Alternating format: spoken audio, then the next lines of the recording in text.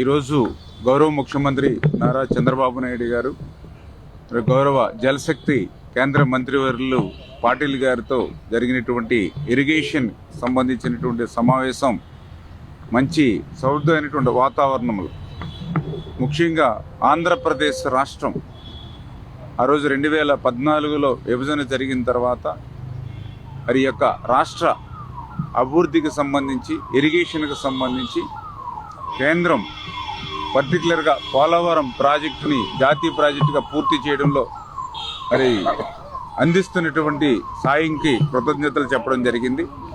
అదేవిధంగా ఆ పోలవరానికి సంబంధించి ఛత్తీస్గఢ్, ఒరిస్సా రాష్ట్రాల్లో ప్రజాపై సేకరణ జరగలేదు అని చెప్పి ఆ రోజు మరి 2011 సంవత్సరంలో స్టాప్ వర్క్ ఆర్డర్స్ ఏదైతే ఆ రోజు కేంద్రం ఇచ్చారో అది తాత్కాలికంగా ఎప్పటికప్పుడు పొడిగించుకుంటూ, అంటే రేపు 2026 నవంబర్ వరకు ఆ యొక్క స్టాప్ వర్క్ ఆర్డర్ మీద స్టే ఇవ్వడం జరుగుతుంది. దీన్ని శాశ్వతంగానే ఈ స్టాప్ వర్క్ ఆర్డర్ని మరి క్యాన్సిల్ చేయమని చెప్పేసి కూడా మరి కోరడం జరిగింది. అదేవిధంగా పోలవరానికి సంబంధించి రైట్ కెనాలు, అదేవిధంగా లెఫ్ట్ మెయిన్ కెనాల్ ఆ రోజు 2009లో డిపిఆర్ తయారు చేసినప్పుడు ఆ రోజు మరి 9,500, అదేవిధంగా 11,500కి మాత్రమే ఆ యొక్క right and left main canals design చేయడం జరిగింది. దాని ప్రకారమే ఆ రోజు డిపిఆర్లో ఆమోదించడం జరిగింది. అయితే భవిష్యత్తు అవసరాలను కూడా దృష్టిలో పెట్టుకుని right main canal 17,500, left main canal కూడా 17,500కి ఇప్పుడు కాలువల యొక్క సామర్థ్యం పెంచి చేస్తున్న వల్ల ఆ పెంచినటువంటి సామర్థ్యానికి అయ్యేటువంటి ఆర్థిక వ్యయం కూడా ఈ పోలవరం ప్రాజెక్టుకు సంబంధించినటువంటి వ్యయంలో మరి కలిపి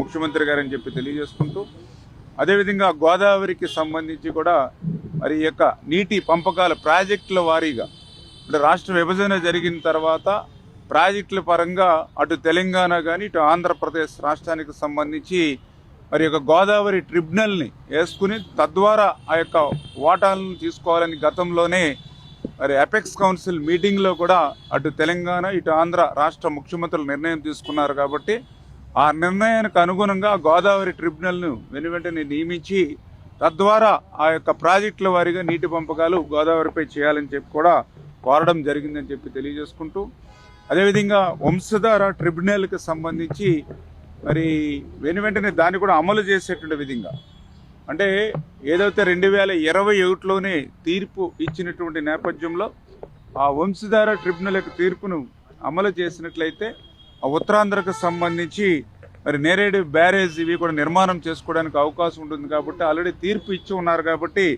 ఆ గెజిట్ నోటిఫికేషన్ కూడా ఇమ్మని చెప్పేసి కూడా కేంద్రాన్ని కోరడం జరిగింది.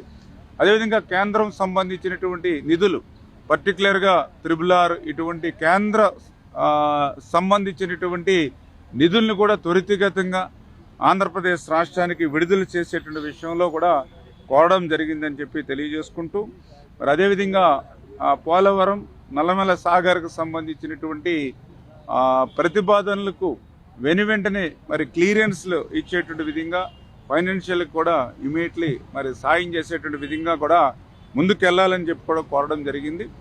ఎందుకంటే ఈ పోలవరం నల్లమల సాగర్కు సంబంధించి చాలా క్లియర్గా ఏదైతే సముద్రంలోకి వృధాగా పోయేటువంటి నీటినే మనం ఉపయోగించుకుంటూ ఉన్నాం.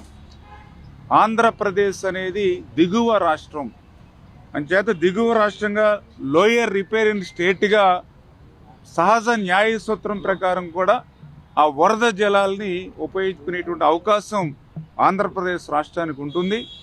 ఆంధ్రప్రదేశ్ రాష్ట్రం ఆ వరద జలాలను ఉపయోగించుకోకపోతే అది బే ఆఫ్ బెంగాల్, బంగాళాఖాతంలో కలిసిపోయేటువంటి పరిస్థితి, ఉప్పు నీరులో కలిసిపోయేటువంటి పరిస్థితి.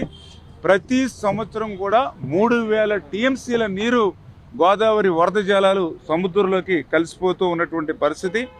లాస్ట్ 50 సంవత్సరాలు చూస్తే 1,53,989 టీఎంసీల నీరు ఇలా బంగాళాఖాతంలో కలిసిపోయినటువంటి పరిస్థితి. లాస్ట్ 10 ఇయర్స్ చూస్తే 34,500 టీఎంసీల నీరు బంగాళాఖాతంలో కలిసిపోయినటువంటి పరిస్థితి. అంటే యావరేజ్ 3,400. కొన్ని లాస్ట్ 50 సంవత్సరాలు కాదు, లాస్ట్ 10 ఇయర్స్ కాదు, లాస్ట్ 5 years తీసుకుంటే ఈ అక్షరాల 20,300 టీఎంసీల నీరు గత 5 సంవత్సరాల్లో గోదావరి నుండి సముద్రంలో కలిసిపోయినటువంటి పరిస్థితి. అంటే యావరేజ్న ఈ 5 సంవత్సరాల్లో కూడా 4,064 టీఎంసీలు ప్రతి సంవత్సరం వృధాగా సముద్రంలో కలిసిపోతుంది. ఈ సంవత్సరం చూస్తే 4,600 టీఎంసీల నీరు బంగాళాఖాతంలో కలిసిపోతుంది.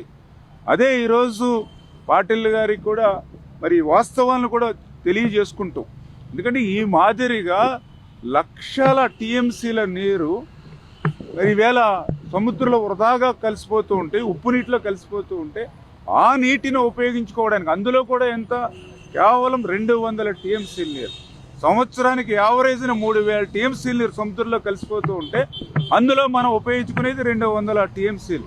అంటే ఇంకా 2,800 టీఎంసీల నీరు సముద్రంలోకి పోయేటువంటి పరిస్థితి ఉంది. అటువంటి వృధాగా పోయేటువంటి నీటిని ఈ యొక్క లోయర్ రిపేరింగ్ స్టేట్గా దిగువ రాష్ట్రంగా ఉన్నటువంటి హక్కును మనం ఉపయోగించుకుంటూ ఉన్నాం. గతంలో కూడా తెలంగాణ రాష్ట్ర విభజన జరిగిన తర్వాత మరి ఏదైతే కాళేశ్వరం ప్రాజెక్టు కానీ, అదేవిధంగా మరి సీతమ్మ సాగర్ ప్రాజెక్టు కానీ, ఇట్లా ఎన్నో ప్రాజెక్టులు నిర్మాణం చేసుకున్నప్పుడు లేనిటువంటి అభ్యంతరం ఈరోజు వృధాగా సముద్రంలోకి వెళ్ళిపోయేటువంటి నీటిని ఉపయోగించుకునేటువంటి విధానంలో మరి యొక్క పోలవరం నల్లమల సాగర్కి ఎటువంటి అభ్యంతరాలు ఎవరు కూడా చెల్లవనేటువంటి విషయాన్ని కూడా మరి చాలా క్లియర్గా చెప్తున్నాం.